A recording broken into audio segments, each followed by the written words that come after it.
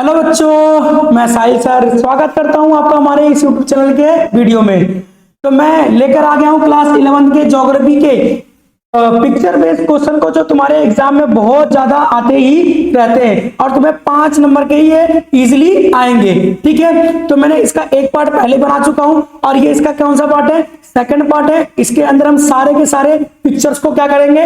Cover कर लेंगे। ठीक है, तो बात करते हैं इसके क्वेश्चन नंबर फर्स्ट है। ठीक है ना, इसमें क्वेश्चन का सीरियल वाइज क्या होगा? अलग अलग होगा, तो सीरियल नंबर पे मत जाना ध्यान, बस केवल इस पे ध्यान देना, क्वेश्चन पे ध्यान देना, पिक्चर पे ध्यान देना। ठीक है, क्योंकि पिक्चर बहुत ज्यादा इंपॉर्टेंट है। 5 नंबर का आएगा और 5 नंबर यहीं से तुम्हारे मैं पक्के बनवा दूंगा। ठीक है, बात करते हैं पहले क्वेश्चन की।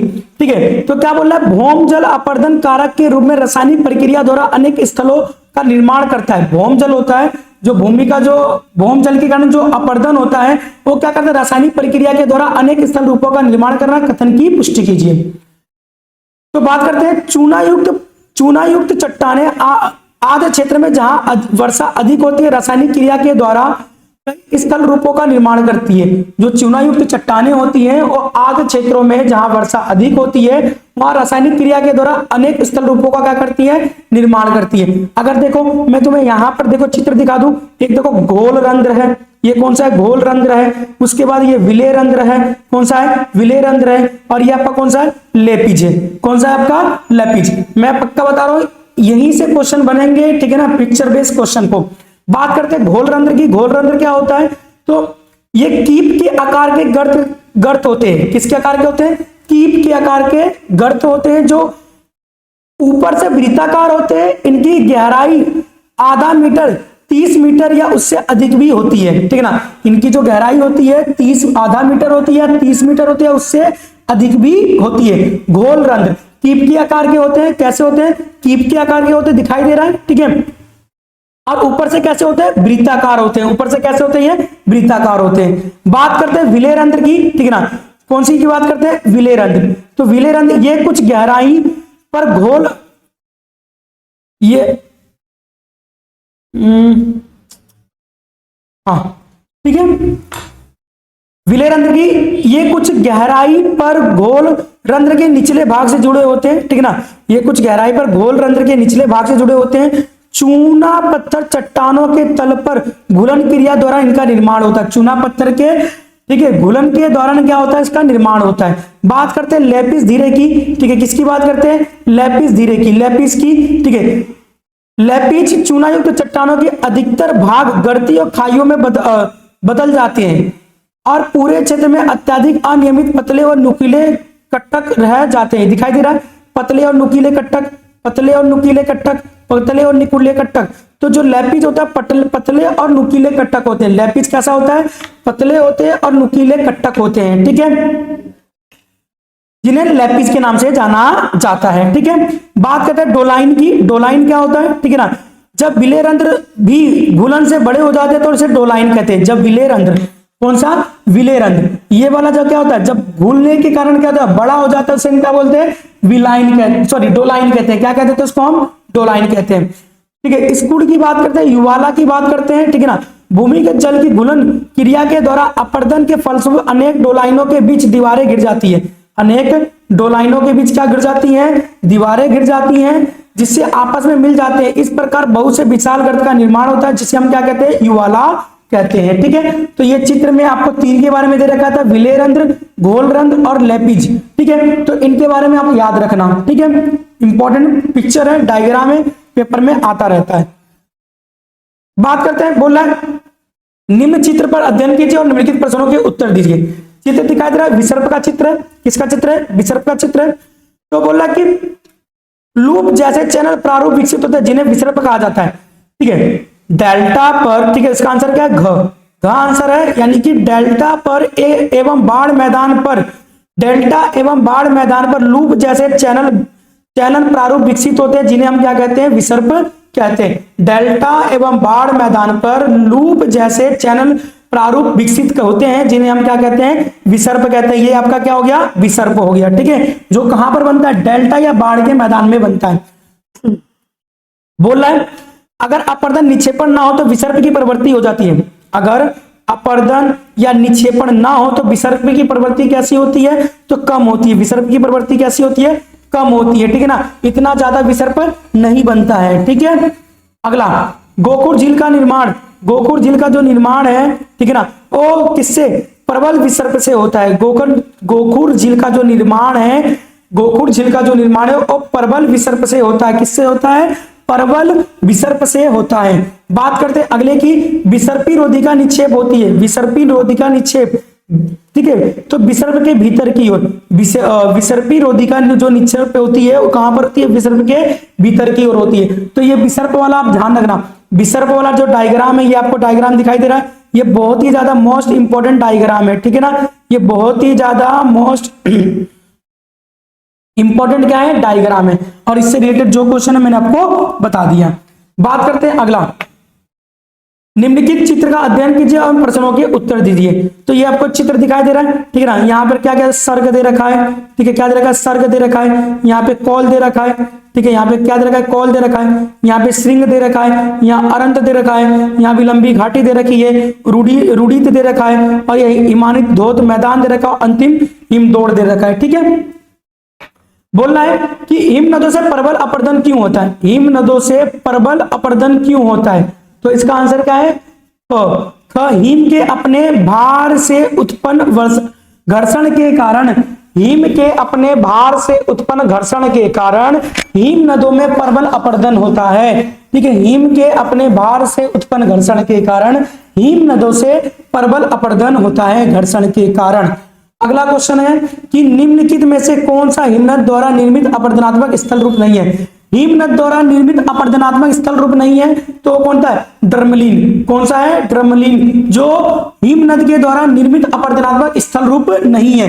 बाकी कौन कौन से हैं, तो बाकी आपके हिमनद के द्वारा, ठीक है, एक ये तो है नहीं, ड्रमलीन ये नहीं है, ठीक है। अब हिमनद के द्वारा निर्मित अपर्दनात्मक स्थल रूप कौन कौन से होंगे, तो हार्न होगा, हार्न होगा, ठीक है, कौन सा होगा, हार्न होगा, याद रखना, सार्क होगा, और लटट्टी घाटी होगी, किसके द्वारा अपर्दनात्मक, हिमनद के द्वारा अपर्दनात्मक। बात करते हैं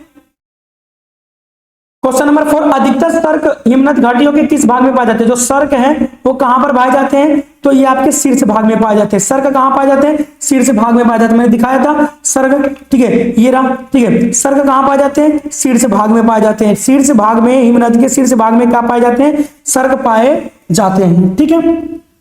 आ जाइए अगले इंपॉर्टेंट डायग्राम की बात करते हैं, ठीक है, ये हमारा वायुमंडल का दे रखा है, ठीक है, ये हमारा वायुमंडल का दे रखा है डायग्राम, ठीक है, ये हमारा इंपॉर्टेंट डायग्राम है, ठीक है, बार बार पेपर में आया हुआ है, ठीक है, इसको समझ के चलें, ठीक है। चलिए बात करते हैं अपने वायुमंडल की। तो सबसे पहले जो नीचे होता है इसे हम क्या बोलते हैं, क्षोभ मंडल कहते हैं, दूसरे वाले को समताप मंडल कहते हैं, तीसरे वाले को मध्य मंडल कहते हैं, और चौथे वाले को, ठीक है, चौथे वाले को आयन मंडल कहते हैं, और पांचवे वाले को बाह्य मंडल कहते हैं। बात करते हैं इनके विशेषताओं के बारे में, ठीक है, तो यहाँ इसकी जो ऊंचाई है वो कितनी है, 80 किलोमीटर से लेकर 18 किलोमीटर से लेकर 80 किलोमीटर तक है, ठीक है, 18 किलोमीटर से लेकर 80 किलोमीटर तक की इसकी ऊंचाई है, ठीक है। ऊंचाई के साथ तापमान घटता है, ऊंचाई के साथ क्या होता है, तापमान घटता जाता है, ठीक है। बात करते हैं इधर 50 से लेके 50 किलोमीटर तक की ऊंचाई है, ठीक है ना, 50 से लेकर 50 किलोमीटर तक की क्या है, ऊंचाई है,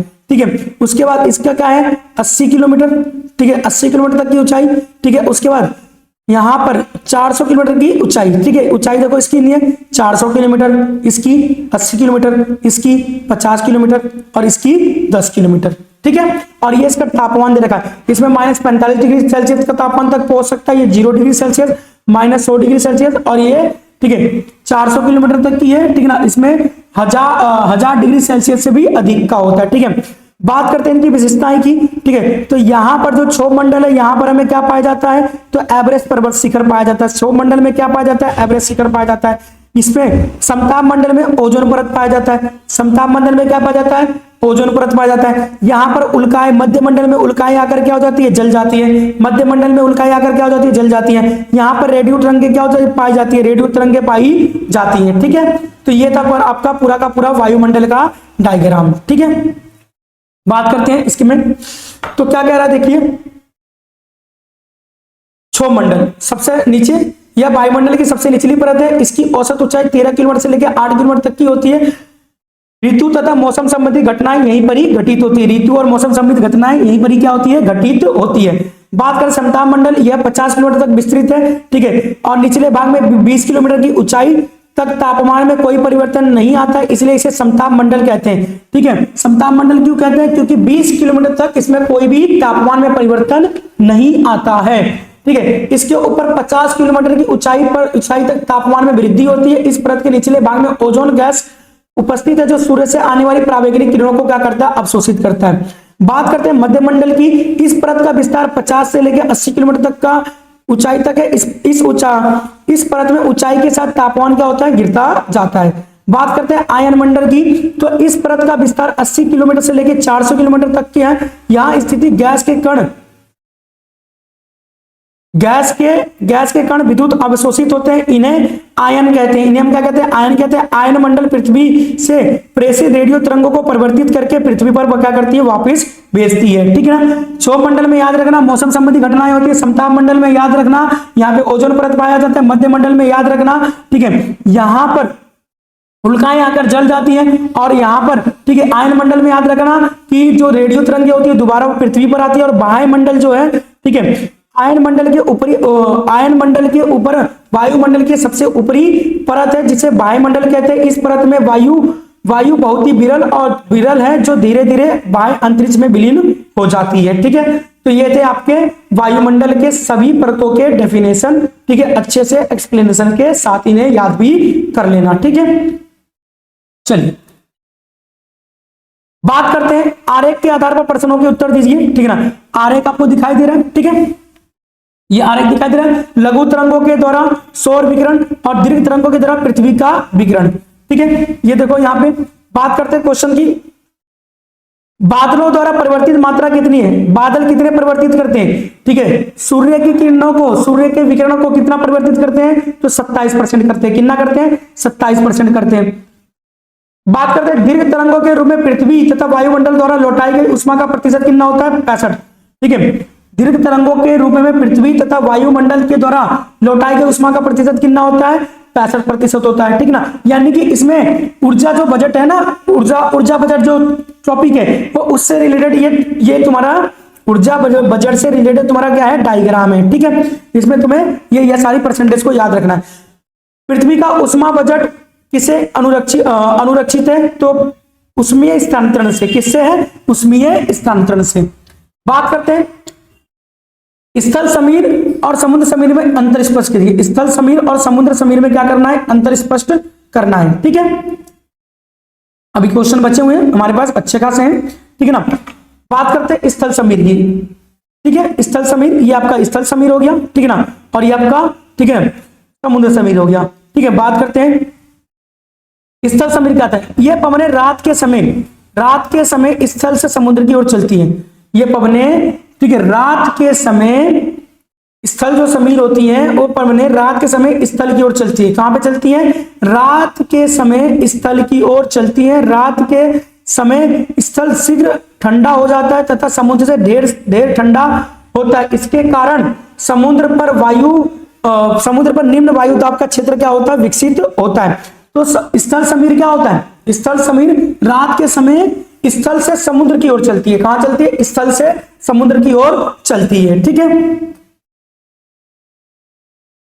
आगे बात करते हैं समुद्र समीर क्या है, स्थल समीर समझ में आया, जो रात के समय स्थल से समुद्र की ओर चलती है। और समुद्र समीर क्या है, जो दिन के समय समुद्र से स्थल की ओर चलती है। कहां चलती है, समुद्र से स्थल की ओर चलती है। दिन के समय जब सूर्य चमकता है तो समुद्र की अपेक्षा स्थल गर्म हो जाता है, जिससे स्थल पर निम्न वायु दाब का क्षेत्र बनता है और ये पवनें आई होती हैं। तो स्थल समीर समझ में आया। स्थल समीर क्या होता है, जो रात के समय स्थल से समुद्र की ओर चलता है। और समुद्र समीर क्या होता है, जो दिन के समय सूर्य के ताप की वजह से, ठीक है, समुद्र से स्थल की ओर चलता है। अगला डायग्राम दिखाई दे रहा है, ठीक है, वायु का सरलतम सामान्य परिसंचरण। वायु का सरल तल, सामान्य, परिसंचरण की बात करते हैं तो पवनों के प्रकारों का वर्णन कीजिए। क्या बोल रहा है? पवनों के प्रकार। तो पवनें 3 प्रकार की होती है, एक होता है भूमंडलीय पवनें, ठीक है, भूमंडलीय पवनें, मौसमी पवनें और स्थानीय पवनें, ठीक है, भूमंडलीय पवनें, मौसमी पवनें और स्थानीय पवनें, भूमंडलीय पवनें, ठीक है। बात करते हैं भूमंडलीय पवनों की, ठीक है, तो पृथ्वी के विस्तृत क्षेत्र पर एक ही दिशा में वर्ष भर चलने वाली पवनों को भूमंडलीय पवन करते हैं। एक ही वर्ष भर एक ही दिशा में चलने वाले पवनों को हम क्या कहते हैं? भूमंडलीय पवनें कहते हैं, प्लेनेटरी विंड्स कहते हैं। जब एक ही दिशा में पवनें चलती हैं तो उसको हम क्या बोलते हैं? भूमंडलीय पवनें कहते हैं। क्या कहते हैं? भूमंडलीय पवनें कहते हैं। ये पवनें उच्च वायुदाब कटिबंध से निम्न वायुदाब के कटिबंध की ओर नियमित चलते हैं। उच्च दाब से कहां चलती है? निम्न दाब की ओर चलती है। ये 3 प्रकार की होती है। एक होता है सनमार्गी पवनें या व्यापारी पवनें, पछुआ पवनें या ध्रुवीय पवनें, ठीक है। तो भूमंडलीय पवन भी कितने प्रकार की होती है? 3 प्रकार की होती है। एक होता है व्यापारी पवनें होती है, एक पछुआ पवनें होती है, ध्रुवीय पवनें होती है। बात करते हैं मौसमी पवनें। जिन पवनों की दिशा में मौसम या समय के अनुसार परिवर्तन होता है उसे मौसमी पवनें कहते हैं। जिन पवनों का दिशा मौसम या समय के अनुसार क्या होता है? परिवर्तित होता है, उसे हम क्या कहते हैं? मौसमी पवनें कहते हैं। जिन पवनों की दिशा मौसम या समय के अनुसार क्या होता है? परिवर्तित होता है, तो उसे हम क्या कहते हैं? मौसमी पवनें कहते हैं। स्थानीय पवनों की बात करते हैं। ये पवनें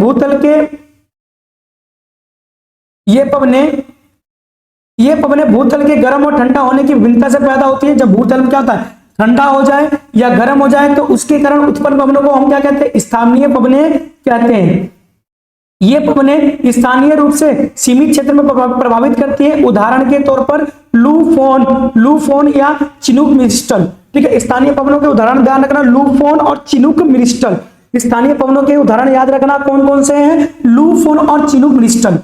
चलिए, पर्वत समीर और घाटी समीर में अंतर कीजिए। अगला आपको दिखाई दे रहा है, ठीक है, ये आपका डायग्राम दिखा रहा है, घाटी समीर और पर्वत समीर। ये कौन सा है? घाटी समीर है और ये क्या है?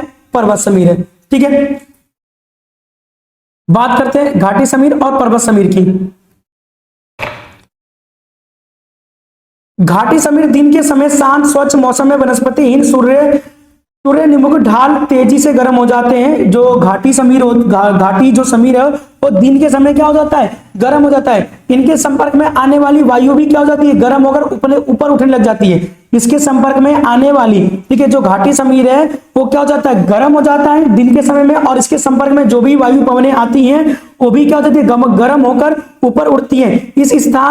इसका स्थान लेने के लिए घाटी वायु ऊपर की ओर उठने और चलने लग जाती है, ठीक है ना। इसमें देखो वायु कैसे जा रहा है? ऊपर की ओर, ठीक है। वायु कहां जा रहा है? ऊपर की ओर जा रहा है, ठीक है। वायु कहां जा रहा है? ऊपर। यानी कि घाटी समीर क्या होता है? जिसमें वायु, ठीक है, गर्म होकर ऊपर उठने लग जाती है। घाटी समीर क्या होता है? जिसमें वायु, ठीक है, गर्म होकर ऊपर की ओर उठने लग जाती है, उसे हम क्या कहते हैं? वायु समीर कहते हैं। अब बात करते हैं पर्वत समीर। तो पर्वत समीर क्या होता है?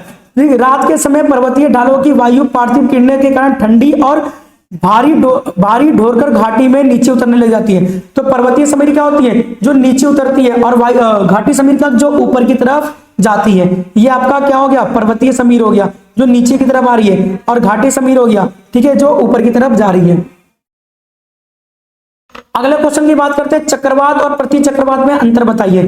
किसमें बताना है हमें? चक्रवात और प्रति चक्रवात में अंतर बताना है। ये रहा आपका चक्रवात का चित्र, ठीक है। ये किसका चित्र हो गया? चक्रवात का चित्र हो गया। और ये आपका किसका चित्र हो गया? प्रति चक्रवात का चित्र हो गया।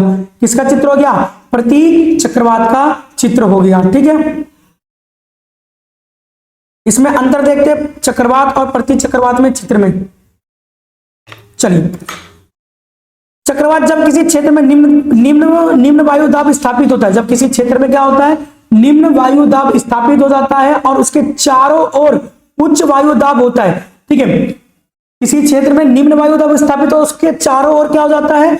उच्च वायु दाब होता है। तो पवनें निम्न वायु दाब की ओर आकर्षित होती है। पवनें कहां जाती हैं? उच्च वायु दाब से निम्न वायु दाब की ओर जाती हैं। पृथ्वी की घूर्णन गति के कारण पवनें उत्तरी गोलार्ध में घड़ी की सुई की विपरीत दिशा तथा घड़ी के दक्षिणी गोलार्ध में सुई के अनुरूप घूम रही होती है। सबसे इंपॉर्टेंट है चक्रवात का जहां पर निम्न वायु दाब क्षेत्र बने उसके चारों तरफ उच्च वायु दाब क्षेत्र बने। ठीक है, तो जो निम्न वायु दाब क्षेत्र की ओर क्या होती है, जो पवनें होती हैं वो आकर्षित होती हैं, और जो इसकी जो गति है, तो उत्तरी गोलार्ध में जो चक्रवात की जो गति है उत्तरी गोलार्ध में वो सुई के विपरीत दिशा में होती है, और दक्षिणी गोलार्ध में जो चक्रवात की जो दिशा है वो सुई के अनुरूप होती है, यानी कि घड़ी की सुई के अनुरूप घूमती है। ठीक है, बात करते हैं प्रति चक्रवात की। ठीक है, प्रति चक्रवात क्या है, इस प्रणाली के केंद्र में उच्च वायु दाब होता है। इस प्रणाली के केंद्र में क्या होता है, उच्च वायु दाब होता है।